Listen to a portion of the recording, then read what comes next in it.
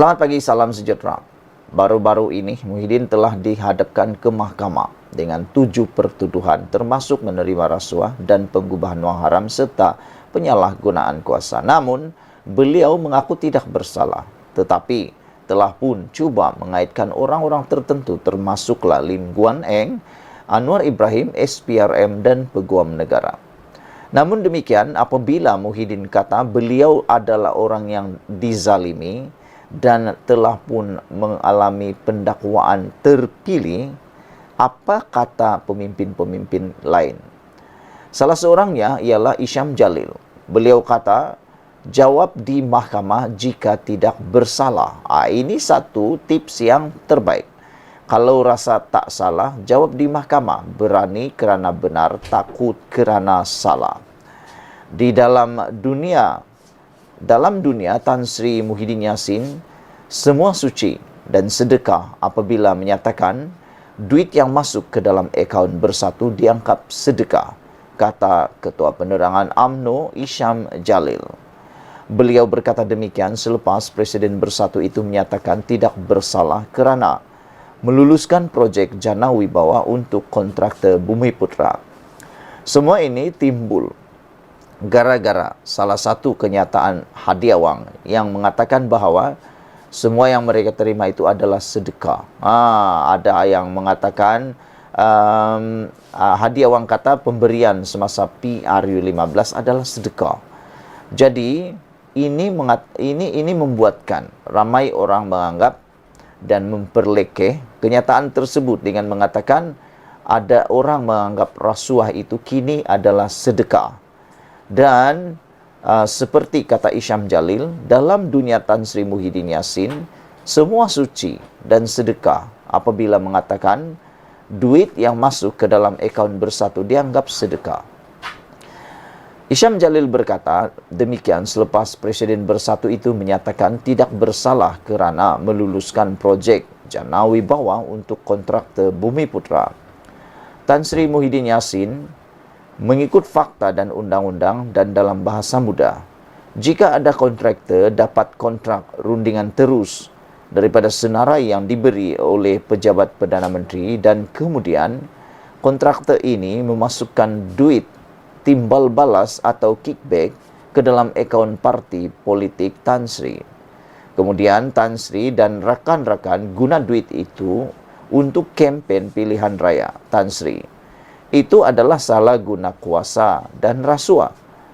Sebab sumber wang ini adalah wang rakyat yang akhirnya masuk ke dalam akaun parti yang dikawal oleh Tan Sri, kata Isyam menerusi hantaran Facebooknya.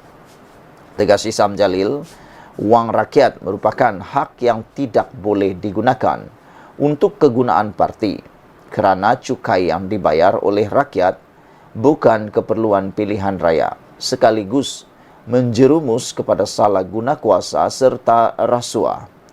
Begitu juga dengan isu sumbangan yang diterima bekas Perdana Menteri yang diberi pengecualian cukai oleh kerajaan, di mana cukai tersebut perlu digunakan oleh kerajaan untuk membantu rakyat. Saudara-saudara sekalian, ini sesuatu yang menarik yang mungkin anda tak pernah tahu sebelum ini. Kerana apabila Muhyiddin kata dia tidak bersalah, ini jawapan kepada perkara tersebut.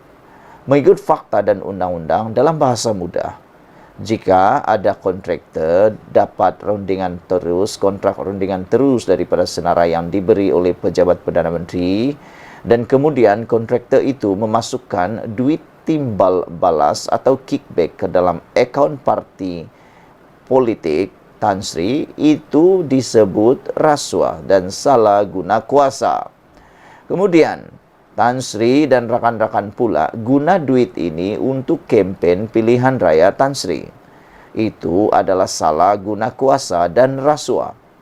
Sebab, sumber wang ini adalah wang rakyat yang akhirnya masuk ke dalam akaun parti yang dikawal oleh Tan Sri, kata Isyam Jalil menerusi hantaran Facebooknya.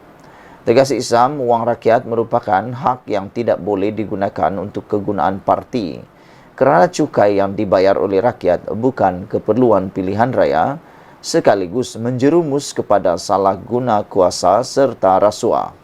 Begitu juga dengan isu sumbangan yang diterima bekas Perdana Menteri yang diberi pengecualian cukai oleh kerajaan, di mana cukai tersebut perlu digunakan oleh kerajaan untuk membantu rakyat. Ikuti terus ulasan selepas ini.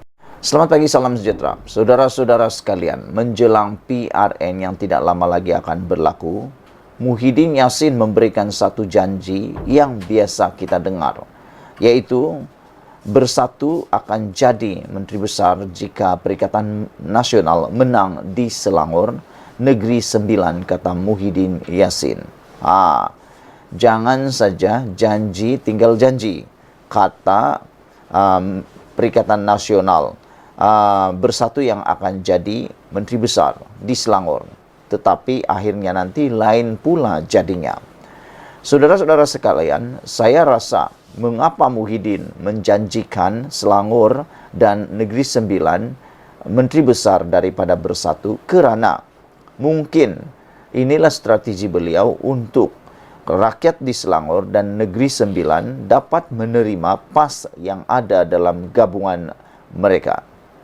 Kerana kita tahu Selangor adalah negeri yang dikuasai oleh Pakatan Harapan.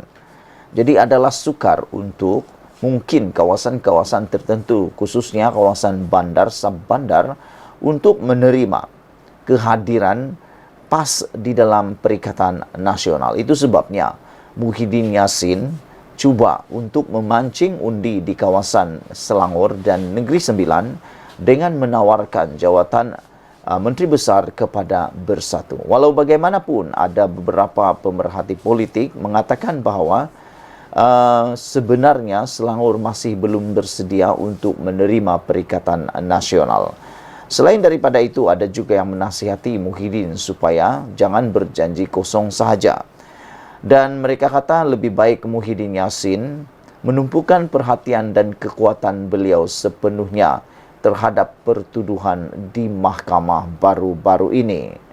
Muhyiddin Yassin berkata bersatu akan mengetuai pentadbiran di Selangor dan Negeri Sembilan, manakala PAS kekal mentadbir di Kedah, Kelantan dan Terengganu jika Perikatan Nasional menang di negeri-negeri tersebut dalam PRN akan datang.